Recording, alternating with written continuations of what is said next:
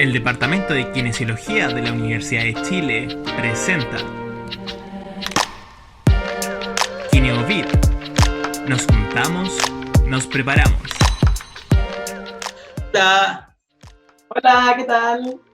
Esta es la primera parte del tercer capítulo de KineoVid 19. Nos juntamos, nos preparamos. Y cada uno desde nuestras casas realizamos el programa de hoy, 4 de abril del 2020. Este programa está dedicado al apoyo y formación colaborativa de kinesiólogos y kinesiólogas en la crisis sanitaria por el COVID-19. Sí, queríamos agradecerles a todos sobre las preguntas y reflexiones que nos han enviado a través de nuestros distintos canales y comentarles que, bueno, hoy día es un capítulo especial, distinto a los que hemos tenido en las otras dos oportunidades, porque vamos a conversar directamente sobre un caso clínico de una persona con COVID-19, ¿ya? El tema de esta primera parte es el manejo en urgencia y ventilación mecánica inicial en un paciente grave por coronavirus. Álvaro, ¿cómo estamos el día de hoy? ¿Qué ha pasado en estos días? Pasó muchísimas cosas, ¿no? Según el registro del MinSal, este sería el día 32 desde el primer caso positivo, ¿sí?, de COVID-19. Y a la fecha llevamos 4.161 casos confirmados. Durante la semana, el Ministerio de Salud ha aclarado, cuando hace el conteo de cada caso, que la categoría caso recuperado, en verdad no era caso recuperado que se contactaran para saber si habían acabado el cuadro clínico, o habían hecho un test para ver si estaban negativo. En verdad lo que decían es que habían pasado 14 días desde que se hace el diagnóstico hasta que se acaba. Entonces, automáticamente pasaban a recuperados. Por eso salía como tan perfecto el número de hace 14 días atrás, 24, Exacto. 14 días atrás, 24 recuperados. Entonces, se ha aclarado eso, la misma subsecretaria lo ha dicho, para que lo tengamos en consideración, de que esos casos recuperados no quiere decir que son casos que estén asintomáticos, por ejemplo. Claro. El instructivo del Ministerio de Salud declara que después de los 14 días las personas pueden volver a hacer las cosas que hacían anteriormente, ¿sí? Que consideremos eso dentro de la situación sanitaria. Ahora, más detalles sobre los casos que han pasado o cómo van entre regiones. Recuerden el link que tenemos de la publicación de la doctora Virginia Bem, académica de la Escuela de Salud Pública de la Universidad de Chile, que es colaboradora. Está el link, lo que ustedes pueden ver, y lo interesante que les queremos destacar es que ahora debería aparecer la parte donde se ven regiones, se pueden ver los cuadros. Recuerden que no solamente da los casos confirmados, sino que también te puede dar tasa, es decir, lo ajusta a la población. Eso también es un dato muy importante para ver cómo va la situación. Ahora, dentro de las medidas que han pasado, hay un elemento muy importante. La mesa de datos nació de la mesa social. Eso es liderado prácticamente por el ministro de Ciencia, Andrés Puz. Ha fortalecido muchísimo la transparencia de los datos, que lo que comentamos recién no nos hubiésemos enterado si no está esa información de base, ¿sí? Entonces, claro, incluso ha llegado a escala comunal.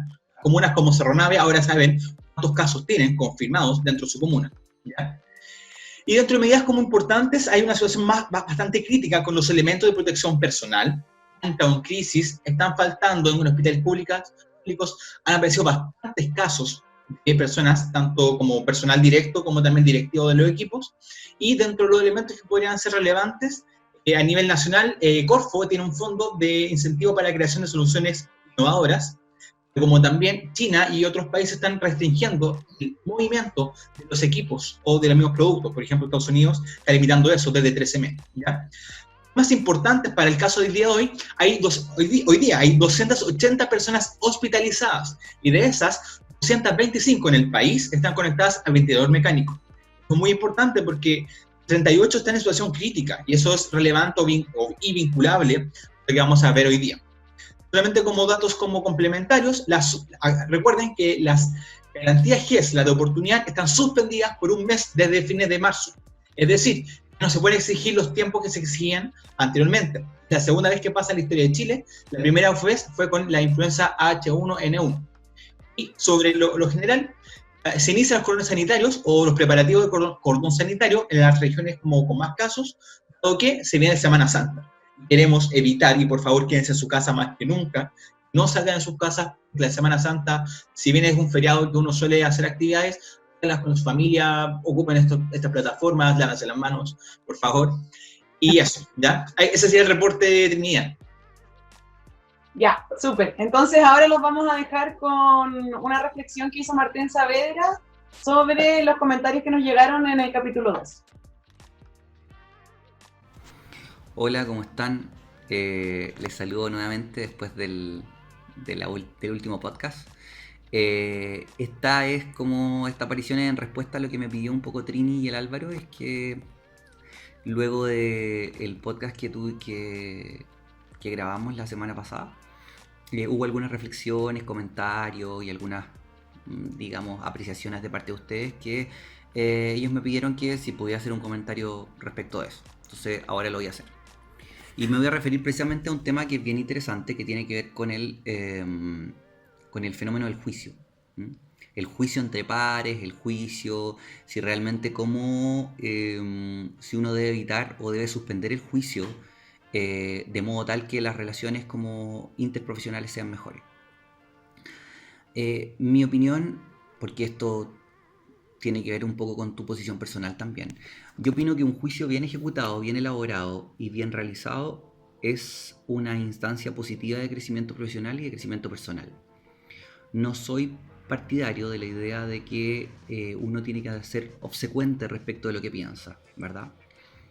Lo que sí, eso no significa que uno tenga que estar realizando juicios ad hominem, o sea, a la persona, o en realidad utilizando formas inapropiadas, inadecuadas de emitir el juicio, ¿verdad?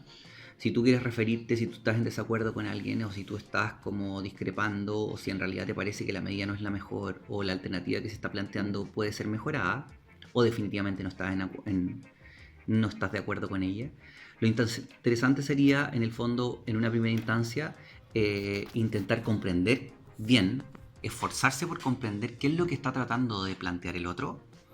Y una vez que uno tiene más o menos clara la película respecto de lo que está diciendo la otra persona, o el compañero, o el colega, entonces luego ahí encontrar la forma más adecuada de poder hacer tu planteamiento a nivel de juicio, tanto que sea crítico o que sea un juicio de acuerdo, ¿verdad? Un acuerdo o desacuerdo. La forma tiene que ver con cómo lo dices, probablemente, el lugar en que lo dices. No podís obviamente estar diciéndole las cosas a tu colega o a tu par en lugares públicos donde el otro se pueda sentir amenazado o invalidado. El momento en que lo dices también. La asertividad tiene que ver mucho con eso, con el saber en dónde decir las cosas y cuándo decir las cosas. Y también, por cierto, cómo decirlas. En consecuencia, yo tengo la impresión de que, a excepción de los juicios ad hominem que deberían omitirse, pero ante todo en una situación profesional, emitir un juicio bien fundado, conforme a tratar de ayudar y contribuir a solucionar el problema, es del todo positivo. El punto clave está en la forma en que uno lo dice, en el modo cuál es el modo que uno emplea, la estrategia que uno emplea para decirle al otro que está en desacuerdo o que no le parecen las cosas, o que simplemente hay modos mejores de hacerlo. Quizás probablemente por ahí va el desafío, sobre todo en las comunidades prácticas profesionales, de poder sentarse en una mesa, abordar un tema y poder decirse francamente si uno está de acuerdo o no está de acuerdo. Posiblemente una actitud obsecuente o evitativa puede ser bastante más negativa que el tratar de plantearse esta otra cuestión. Un abrazo grande y espero que sigan disfrutando de los podcasts de la Trinidad, el Álvaro y del COVID. ¿Ya? Chao, que estén muy bien. Ya, muy bien. Entonces estamos acá en la tercera parte del programa y hoy día tenemos a nuestras invitadas Nicole y Sue, quienes nos van a acompañar para poder desarrollar este caso clínico. Preséntense, chiquillas. Hola. Hola, ¿cómo están? ¿Y ustedes? Muy bien, muchas gracias. Para los que no me conocen, soy Sue Linton, soy kinesióloga y trabajo hace 8 o 9 años en un hospital público, en realidad en la unidad de paciente crítico y en el servicio de urgencia de un hospital de la región metropolitana. Super. Hola a todos, Hola, mi nombre es Nicole Peña. Yo trabajo hace 3 años más o menos en unidad de paciente crítico, también en urgencia y UCI UTI. trabajo en hospital público y también en servicio privado. Bueno, Muy bien. muchas Tenemos gracias un por popurrí venir. de variabilidad aquí. Claro, Así es. diversidad. Muy bien. Ya, entonces vamos a partir con el caso clínico. Primero le queremos agradecer a Sebastián Cruz por la creación de este caso. Él nos ayudó con esto, así que muchas gracias, Seba. Un corazón para ti. Y vamos a ir contándole qué ocurre con esta persona que Álvaro aquí nos va a guiar con las diapositivas. Ya. Pasemos Cuéntanos a la más segunda. técnica. ¿Cómo? ¿Muevo? ¿Sí? ¿Dale? Sí. Ya. Entonces, tenemos una persona de género masculino de 42 años de edad que acude al servicio de urgencia de un hospital público. Este está con un evidente compromiso respiratorio. El familiar refiere que comenzó con sensación de ahogo durante la mañana, con fiebre cuantificable hasta 39 grados, tos seca y dolor corporal generalizado. Tiene además antecedentes de tabaquismo activo, 10 cigarros al día, y hace 5 días se tomó examen PCR para COVID-19, el cual dio positivo, por lo que se mantenía en cuarentena. Ya entonces tenemos a esta persona que llega con un compromiso respiratorio evidente a la urgencia y conocemos que él ya es coronavirus, o sea, él ya es COVID-19 positivo, o sea, tiene el coronavirus. Claro. Al ingreso presenta una saturación de oxígeno del 66%, a una FiO2 ambiente, o sea, respirando con aire ambiental, una frecuencia cardíaca de 145 latidos por minuto, frecuencia respiratoria de 37 y una temperatura de 38,8 grados Celsius. Lo que hacen de manera inmediata a la urgencia es apoyarlo con una mascarilla de recirculación de 15 litros por minuto de oxígeno, con lo que logra saturar entre 89 a 90%. Persiste con una alta demanda ventilatoria, usa musculatura accesoria supraclavicular, intercostal y abdominal, y a la ocultación ustedes encuentran que tiene murmullo pulmonar presente con crépitos bilaterales. Debido a lo anterior, el equipo decide una intubación orotraqueal. Entonces, esa es la sigla IoT, ¿no? sí, IoT, intubación orotraqueal. Entonces, este es como los antecedentes que conocemos del caso, y las invitamos, Nico y Siu, a discutir las siguientes preguntas que les teníamos preparadas. Ok. Entonces, la primera pregunta que nos surge acá es, ¿cuál sería el rol de la kinesiología durante este procedimiento? Entendiendo el procedimiento como la intubación orotraqueal que va a requerir esta persona que está llegando a la urgencia. Claro. Mira, yo creo que el principal rol de nosotros, asistir principalmente en el manejo de vía aérea, en la gestión y programación de los equipos de ventilación mecánica, el correcto uso de los filtros dentro de estos pacientes COVID-19.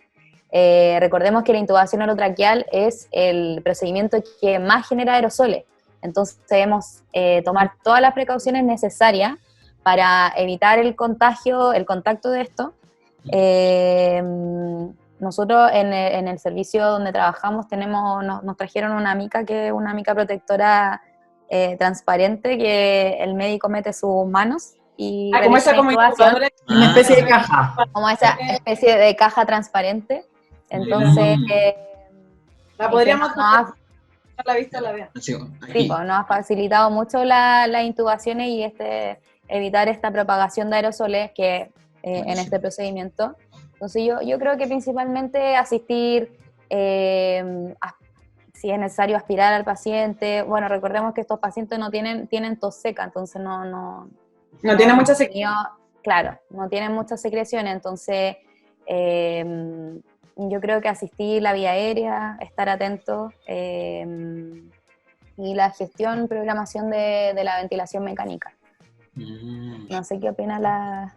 O sea, yo creo que concuerdo en la mayoría de las cosas, salvo que como que las recomendaciones hablan acerca de que tiene que haber, sí o sí, tiene que haber la menor cantidad de gente en el procedimiento, máximo 3 personas. Y esas 3 personas, claro, tiene que ser alguien que administre los medicamentos, el médico que es el que realiza el procedimiento en sí, y este tercer individuo, ahí está como todavía pseudo discusión, yo creo que dependiendo mucho como del centro, quizá, porque, claro, nuestro rol en la intubación es como decía la Nico, es principalmente como permeabilizar vía aérea, posicionamiento, como colocar en las óptimas condiciones para que el ejecutor del procedimiento lo haga el más rápido y en las mejores condiciones. Salvo que hay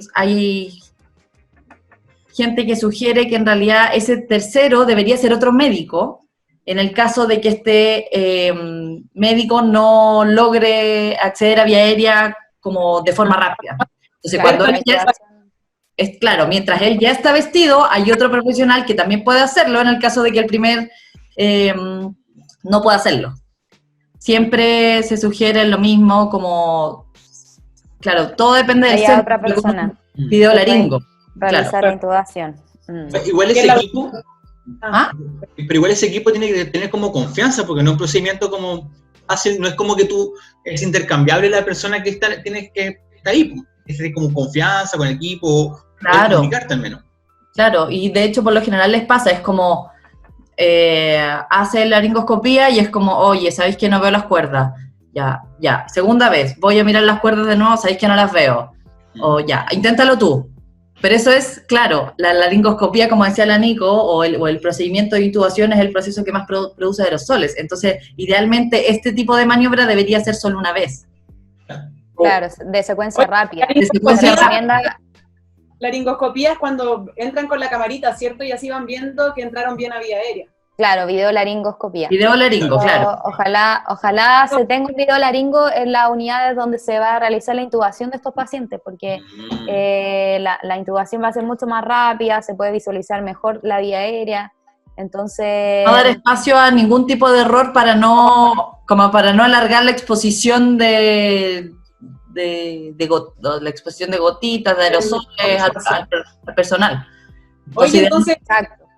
Vinculando eso con la segunda pregunta, o sea, con la pregunta 1B, en verdad, ¿cuáles son las precauciones que se deben tener al realizarse este procedimiento? Ustedes mencionaron, primero un equipo reducido, decía la CIU, que era importante, que no esté mucha gente por la exposición al aerosol finalmente. Esta cajita también dijeron que era como importante que se podría tener.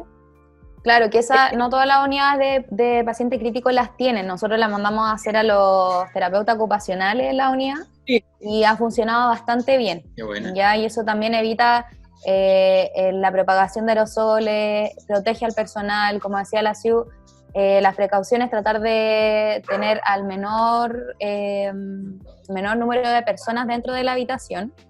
Y bueno, y cada uno con sus roles bien definidos, ¿ya?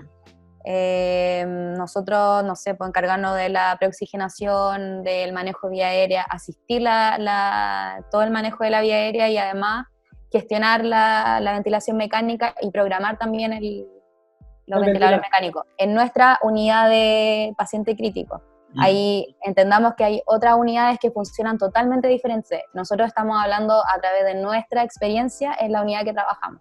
Claro. ¿Ya? Yo creo que como para minimizar un poco los riesgos siempre en este contexto, que es eventualmente el más riesgoso para el profesional de la salud, siempre sugieren como checklist, así como para no entrar y salir de la unidad, para que no entre más gente o no, hacer una lista de las cosas y de los elementos que hay que tener siempre dentro de la unidad, dentro de los procedimientos como en pabellón, cuando sacan y entran como con presas y hacen el conteo de cosas, exactamente lo mismo, minimiza mucho los riesgos el tener un checklist de elementos que hay que tener dentro de la unidad, en las etapas que tiene que tener cierto tipo de procedimiento. Entonces, eso como en primera instancia, como sugerencia general en realidad. Y como aparte de las otras que decía la Nico, como la cajita y todo, o sea, no hay que exponerse bajo ninguna circunstancia sin elementos de protección personal. Claro. Mascarilla N95. Bueno, y depende de cada centro también, los elementos de protección personal varían dependiendo de cada centro. No sé, por algunos ocupan gorrito, otros ocupan protector de calzado, claro. Claro.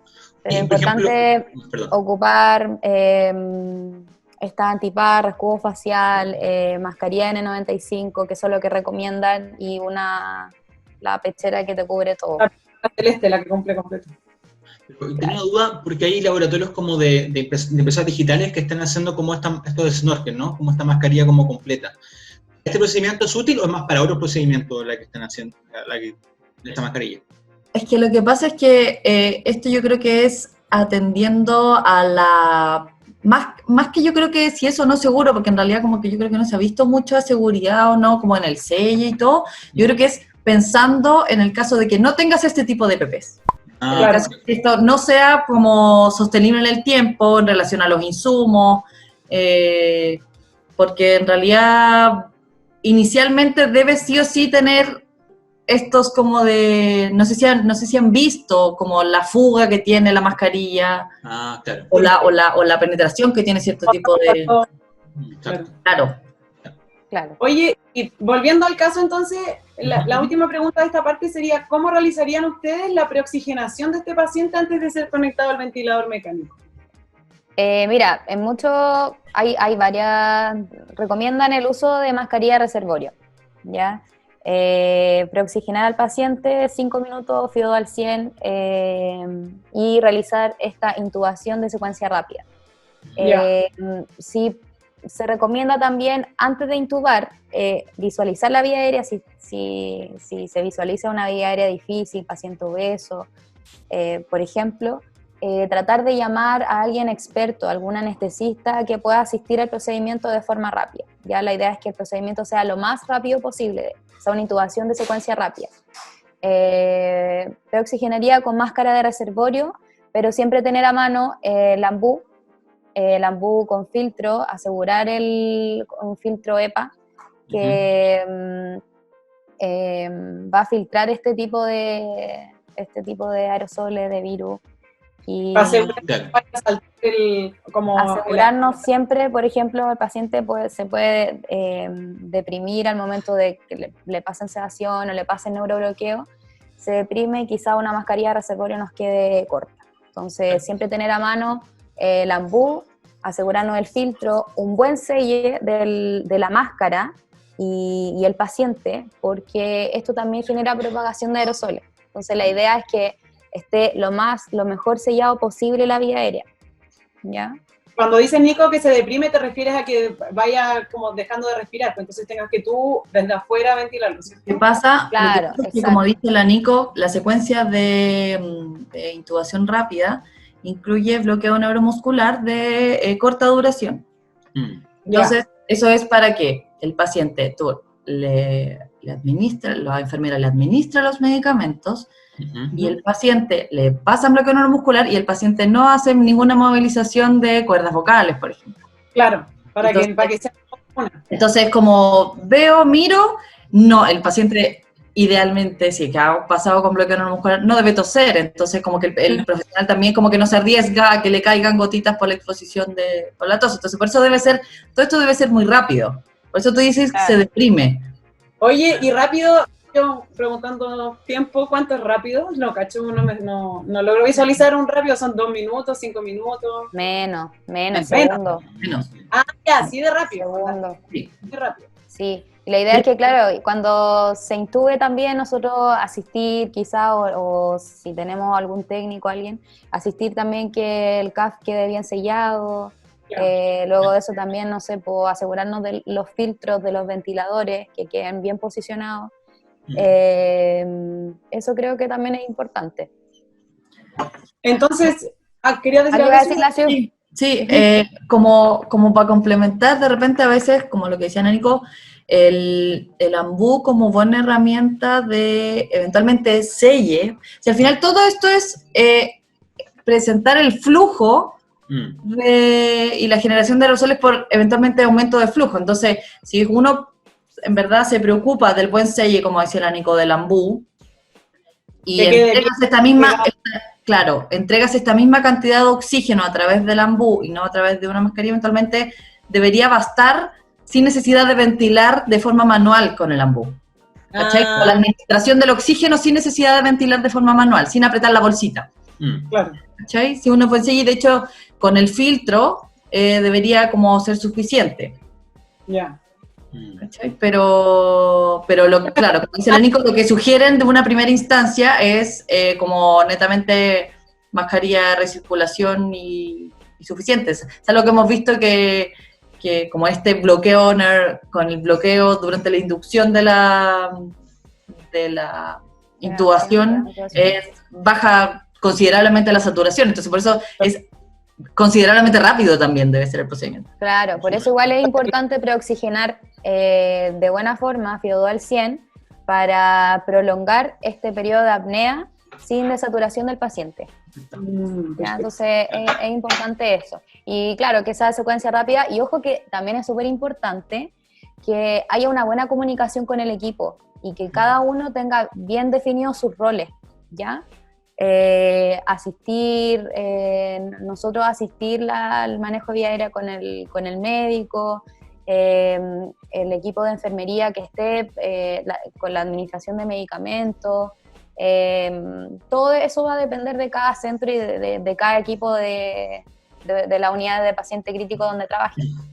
Pero es súper importante la comunicación dentro de y tener claros los roles. Sí, creo que algo que hemos recalcado harto en todos los programas, en verdad, ha sido el tema de la comunicación. Como que todos los invitados lo han recalcado como algo muy relevante. Y como que queda la evidencia que va a ser así. Entonces, avanzando, ¿te parece? Porque si no te parece... Tenemos, ya, esta persona está intubada ahora, posterior al procedimiento se conecta al paciente a ventilación mecánica, el médico residente instala el catéter venoso central y se toman exámenes de ingreso. Se controla el tubo orotraqueal y el catéter con una radiografía de tórax, el cual muestra infiltrados algodonosos bilaterales, el tubo orotraqueal está in situ a 3 centímetros de la caderina y estando a 22 centímetros de la comisura labial. Se inicia sedación para SAS-1. Ya, entonces, creo que quizá aclaremos los conceptos primero, ¿no? ¿Qué entendemos por SAS-1? SAS-1 es una escala que se utiliza, es una escala de sedación. La escala es SAS, ¿no? No es como el resultado de la escala, ¿cierto? Claro, ¿Cómo? que va de 1 a 7. De 1 a 7, claro. La escala SAS es de pseudoanalgesia, de 1 a 7.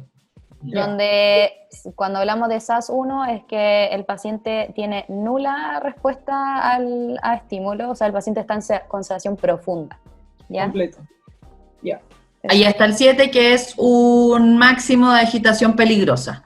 Entonces, exacto. Que se define como agitación peligrosa. Entonces, idealmente, en una primera etapa, el paciente debe estar en esta condición de SAS-1 no despertable bajo ningún estímulo. Ninguna cantidad. Perfecto. Ya, tenemos... Este punto es muy interesante, ¿no? Porque hasta ahora todo ha sido rápido, ha sido súper intenso. ¿O en qué momento la persona que acompañó, imaginando que alguien la acompañó, sea familiar o pareja o quien sea, se entera que la persona va a ser intubada, que va a estar sedada? Porque de esa mirada, como que la persona es como, en la urgencia de repente está en ventilación, ¿no? Es que en estricto rigor, si el paciente estaba en cuarentena, debería haber ido solo al servicio. Okay. Han llegado solo. Ya, llegan solo. Solo. En realidad, porque no, si es que vive con alguien, ese alguien también está en cuarentena. Claro. Entonces, pero entiendo tu pregunta, entiendo en qué momento le dicen, acaban de intubar a tu familiar. Claro. Eso ocurre después de que ya se está... Eso ocurre, claro, eso ocurre mucho después de que porque asumamos de que esto también genera caos, adrenalina, ansiedad y todo, y como que después de tener una visión de un poco más de afuera y decir, ya, nuestro paciente está definitivamente grave, vamos a hacer esto otro, y recién ahí, en cuando pseudo estabilizan al paciente dentro de su gravedad, recién pueden ser capaces de tener una panorama y un... Claro, donde cuando se defina realmente el plan médico, plan de todo el equipo, cuando ya esté más claro el panorama, claro, ahí se conversa con los familiares, que por lo general es vía telefónica, los familiares llaman o el equipo se comunica con ellos, el médico residente, y ahí le explica toda la situación y todo el contexto en el que está su familiar. Perfecto. Oye, entonces ya, los exámenes que le tomaron a esta persona de 42 años arrojaban un pH de 7.27, o sea, bajito, bien nacido. Estos gases fueron tomados inmediatamente tras la intubación, ¿cierto? Pero acá no Exacto. tenemos la programación del... Inmediatamente tras la intubación. Ya estaba conectado al ventilador mecánico, Sí. ¿no? Sí, así Sebastián creó el caso. Post-intubación, pum. Post-ventilación, examen. La PCO2 de 60, la PO2 de 55, el bicarbonato en 17, un exceso de base de -4 y una saturación de 88%. ¿Ya? O sea, entendamos que está confiado al 100. Asumamos que está todo. Sí. Ya. Entonces ahí, ¿qué concluyen ustedes como primariamente al revisar estos gases? No Está bastante... O sea, como haciendo una interpretación muy amplia de una gasometría arterial, es una insuficiencia respiratoria global, muy Ya. de reojo, ¿cierto? Claro, sí. Sin duda, claro. Eso es que tiene la PO2 baja y la PCO2 alta. El que no lo... muy globalmente. Claro. Asumimos también de que a muy vuelo de pájaro se puede calcular un concepto de PAFI, que es de intercambio gaseoso, que nos da una PAFI de 55. Idealmente los criterios de PAFI son sobre 250, sobre 300, dependiendo un poco de... Eso sería como una PAFI normal, sobre 280 por ahí, ¿no? Claro. No, es que hay una clasificación. Hay una clasificación. Ah, ya, perfecto. Sobre 300, en realidad, entre 200, de 300 y 400. Al final, Ya. ese análisis No, te permite en saber esto- si hay un problema de intercambio o no, como otro indicador que tú puedes usar. ¿Y qué tan severo es eso? Y queda severo, claro. Claro, entonces a grandes rasgos ya tenemos una PAFI de 55. Claro. ¿Ya? Problema de intercambio. Entonces, pasemos a las siguientes preguntas para seguir avanzando. Sí, claro. Claro. Entonces, en ese caso, y considerando esto que acabamos de conversar, que tiene una PAFI de 55, que está con una insuficiencia respiratoria global, ¿cuáles serían las consideraciones que tendrían ustedes al momento de programar la ventilación mecánica? Bueno, mira, al inicio siempre programar una ventilación mecánica lo más protectivo posible para evitar el menor daño asociado a la ventilación mecánica para ese pulmón. Entonces, Ya. programamos un volumen corriente entre 6 a 8 ml por kilogramo de peso. Nosotros medimos al paciente y según la talla del paciente, según peso ideal, calculamos el volumen corriente entre 6 a 8 ml por kilogramo de peso. ¿Ya? Como una ventilación. Vamos además, exacto, ventilación, estamos hablando siempre del concepto de ventilación protectiva. Tratar de generar el menor daño posible a ese pulmón, ¿ya? Y además programar PIP según mejor mecánica pulmonar. Bueno, este paciente está con una PAFI de 55 ya, y podemos hablar de otro tipo de consideraciones, por ejemplo, maniobras de reclutamiento alveolar. Cuando programamos la ventilación mecánica, tratamos de hacerlo lo más protectivo posible. Esperamos el resultado, gases arteriales, vemos todo el paquete de exámenes que le toman al paciente y podemos ir tomando decisiones. Si toman radiografía, ver cómo está ese pulmón. Ustedes mencionaron al inicio del caso clínico que este paciente tenía infiltrados bilaterales, que lo más probable es que sí responda a PIP, ¿ya? Entonces, considerando este intercambio que está súper severo, yo consideraría maniobras de reclutamiento alveolar con esos gases que tenía, y programar una ventilación mecánica lo más protectiva posible, ¿ya? Eso. ¿Qué opinas? ¿Qué quiere agregar Sí, yo creo que como consideraciones generales al momento de programar, siempre, como decía la Nico, ventilación protectiva, 6 ml por kilogramo de peso, eso depende, las escalas son distintas si eres hombre y si eres mujer. Es el peso ideal más que el peso estimado, ¿ya?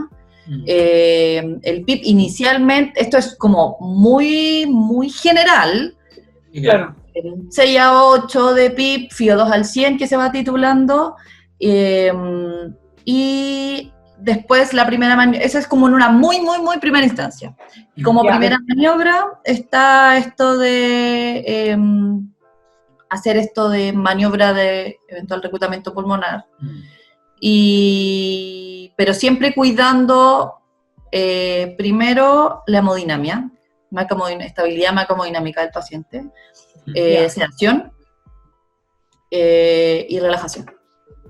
¿Ya? Oye, y entonces, considerando lo que comentan ustedes recién, FIO 2 al 100, un PIB de 6 a 8, ¿entendí? 8 y 12. O sea, yo- Entre 8 y 12. Sí, 6 a 8, yo la PIB la programaría según mecánica pulmonar. Yo iría, ajustaría la PIB quizás hasta 20 y después me iría bajando y me diría con pausa inspiratoria, compliance, me diría ya. presión plató, que asegurarnos que sea menor a 30, el valor menor a 30, y driving pressure también menor a 15. A la nueva actualización habla a 13, pero tratar de dejarlo lo más protectivo posible. Y programar una PIP según mecánica pulmonar. Claro, porque ahí hasta el momento, por eso te digo, idealmente yo tampoco tengo ningún parámetro para saber cómo está la hemodinamia del paciente. Entonces, Claro. por eso antes de eso, claro, inicialmente sería así como entre 8 y 12, y como dijo la Nico, así titular el PIP según mecánica pulmonar, pero, o sea, pensamos de que esto es que el paciente está recién siendo intubado. Claro. Entonces, sigo estando en la urgencia, todavía probablemente están buscando las drogas, están buscando la sedación, está todo el mundo corriendo todavía, entonces así como entre que buscan, lo sedan, lo bloquean y eventualmente, idealmente esté con un monitor, pero idealmente tengo un control de los signos vitales de macromodinamia, sería eso. Claro. Ya, bacán. Oye, ¿y me informan que algo ocurre en el caso o no? Dicen por ahí que... A ver. Dice, mira, Así es. A ver. Se informa que existe una cama disponible en UCI, por lo que Muy bien. Buena noticia. Hay camas, todavía hay camas. Qué bueno. Qué bueno, Entonces, sí. Aún quedan camas. ¿Cuáles serían las precauciones y consideraciones al momento de trasladar a este paciente desde la urgencia a la unidad de cuidados intensivos? Mira, en base a nuestra experiencia que nos atacó a trasladar paciente, bueno, si ya está conectado a un ventilador mecánico, tratar de asegurarnos la menor propagación de aerosoles posible. Se recomienda también que cuando desconectemos lo vamos a trasladar seguramente con un ventilador de transporte, ¿cierto? Siempre siempre tengamos en cuenta que vamos a estar con nuestros elementos de protección personal, ¿ya? Siempre teniendo en cuenta eso, todos los pacientes con COVID positivo vamos a tener nuestros elementos de protección personal, ¿ya? Se recomienda cuando vamos a desconectar el ventilador mecánico al ventilador de transporte, pinzar el tubo, siempre pinzar el tubo, que la presión del CAF esté siempre bien ajustada y con un buen selle, y pinzo el tubo, apago el ventilador, se recomienda apagar el ventilador, y desconecto, realizo el cambio, y luego cuando ya tenga todo bien asegurado, bien apretado el filtro con el circuito, ya desclampeo la pinza y claro. Y bueno, al momento de trasladarlo también, pues con el personal necesario, igual eso va a depender también de las proporciones del paciente, porque por ejemplo nos podemos encontrar con un paciente obeso, que vamos a necesitar quizás 5 personas para pasarlo de una cama a otra, y asegurarnos también, ojo también, asegurarnos con proteger el tubo, proteger que no vamos a desplazar el tubo, que no vamos a autoextubar al paciente. Entonces también siempre tener en cuenta y asegurar siempre el tubo, siempre la vía aérea. Y claro, pues, si por ejemplo una paciente más chiquitita, flaquita, quizás necesitamos menos personas, pero siempre tenemos que ver el contexto en el que estamos, ¿ya? Con qué paciente nos estamos enfrentando, con cuánto personal contamos,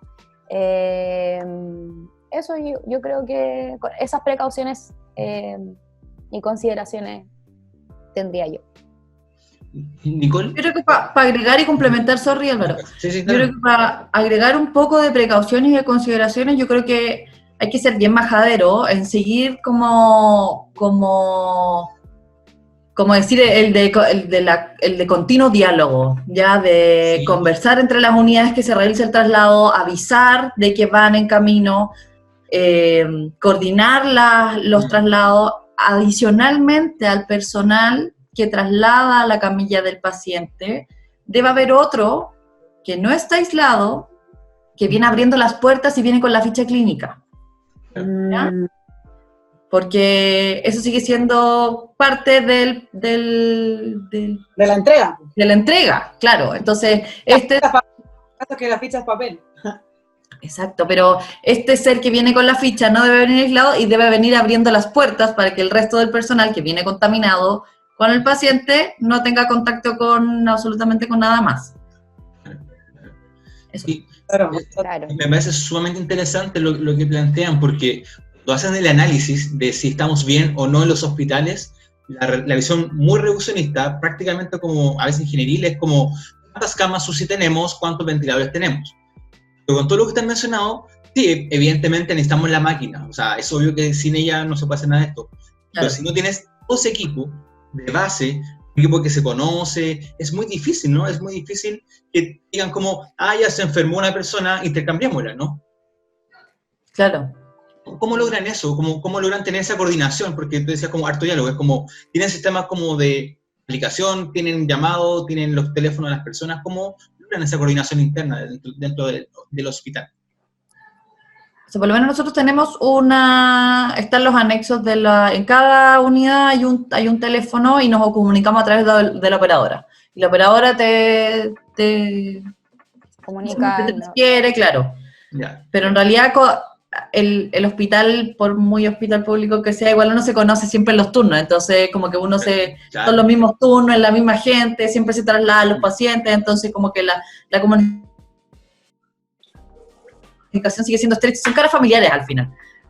Sí, pero sí, es difícil. Yo creo que es bien simplista, concuerdo contigo Álvaro, es bien simplista decir, tenemos los ventiladores, pero quizás quién se va a hacer cargo de los pacientes al final. Claro. Pero por lo general, ¿sabes qué? Hay buena comunicación entre los equipos, siempre hay buena coordinación, siempre se llama, sí o sí, yo desde que el corto tiempo que llevo trabajando en la UPC, siempre hay comunicación y avisan cuando el paciente va a subir, se va a trasladar, se avisa a enfermería, se entrega a enfermería, se avisa al médico. Nosotros entre colegas con los kine también tenemos buena comunicación, entonces también nos entregamos todos los pacientes. Todos los pacientes del equipo de kinesiología se entrega, enfermería, médico, entonces hay buena coordinación. Sí. Y lo otro también que quería mencionar con respecto a los traslados, es que también haya un líder que vaya dirigiendo y... como líder de evacuación de traslado. Claro, por lo general el líder es el que va ahí a la cabeza tomando el tubo y va dirigiendo como todo el procedimiento. ¿Paso a la siguiente, Trini?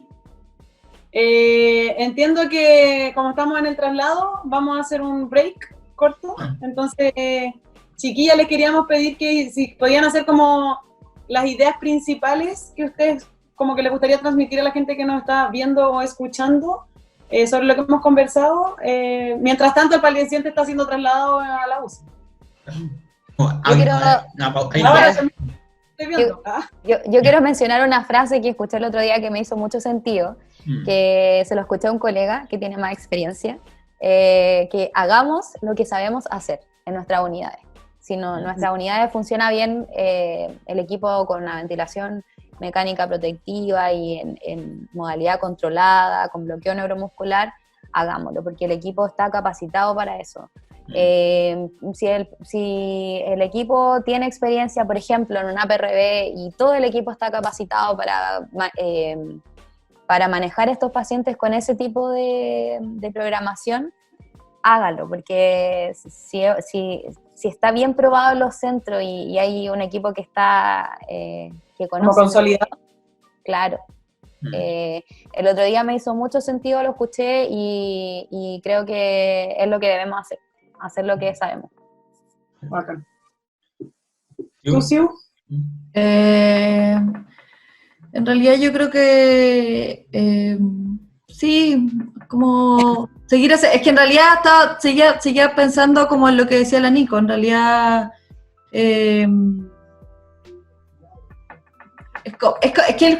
como el procedimiento de la intubación, no es solo el médico quien puede realizarlo, sino es aquí el ejecutor que más tiene experiencia frente a esto, ¿cachai? Claro. Y si frente a este tipo de situaciones uno sabe ventilar y manejar un paciente de una forma y te sale bien y los pacientes salen, esta experiencia nos resulta, es eficiente, es eficaz y hay Hagámoslo. que seguir haciéndolo. Claro. O sea, al final es como un poco no innovaron, así como Claro. No innovar, hacer lo que sabemos. en este caso que es como súper distinto al día a día cotidiano de cada uno. Exacto. Y por ejemplo, algo que es como ustedes dijeron que es súper intenso, ¿no? ¿Qué hacen después de esto, no? ¿Cómo descansar y te vas a estar un rato, que haya así como... Sí, ¿cuál es su método de autocuidado favorito en esa situación? No, emocionalmente es súper heavy todo lo que está pasando. La carga emocional que se vive de día a día, porque cada turno es peor. Cada turno ya va aumentando el número de camas con este tipo de pacientes y de repente, y son pacientes complejos que no de repente no van a responder a la terapia convencional de un manejo de un distrés. Entonces hay que estar ahí bien ojo y hacer lo que esté en nuestras manos nomás, coordinar con todo el equipo, pero emocionalmente es súper heavy cada turno, emocionalmente. Yo creo que lo comentaba con varios amigos el otro día, que es como nadie nos enseñó, yo creo que nadie tiene alguna herramienta emocional como para enfrentarse a una pandemia, nadie, por muy uno que se cuestione o que sea como que se conecte consigo mismo, yo creo que nadie nos ha enseñado cómo estar. Entonces yo creo que no sé si hay una sola forma. Yo creo que lo importante, como decís tú, Álvaro, es como saber cómo cuidarse, saber cómo protegerse y saber encontrar en sí mismo en lo que a cada uno le gusta, como cada uno se encuentra de mejor manera, como... no sé, si te gusta leer, lee, si te gusta cocinar, cocina, si querés comer, come, si te hace bien a ti, bacán, pero eso no significa que el resto, si quiere dormir al día siguiente, todo el día, está mal. Yo creo que, por eso te digo, yo creo que no hay solo una forma de... Eso. Ya, pues, Álvaro, ¿tú quieres decir algo para cerrar esta parte? No, yo creo que yo quiero saber qué va a pasar. Entonces, en verdad, quiero esperar la segunda parte. Me dicen que están llamando al ascensor, así que ya viene llegando. Ok. Entonces, volvemos a la pantalla amplia y seguimos en la siguiente parte, ¿no, Trini? Sí, seguimos la segunda parte del capítulo. Nos vemos en breve. Okay. En breve, sí, nos vemos después, como quieran. Gracias por escuchar a KinioBit. Te recomendamos seguir las redes sociales del Departamento de Kinesiología de la Universidad de Chile, en la cual semana a semana estaremos subiendo nuevos capítulos. Te recomendamos también escuchar la segunda parte de este tercer capítulo, que se subirá durante la semana.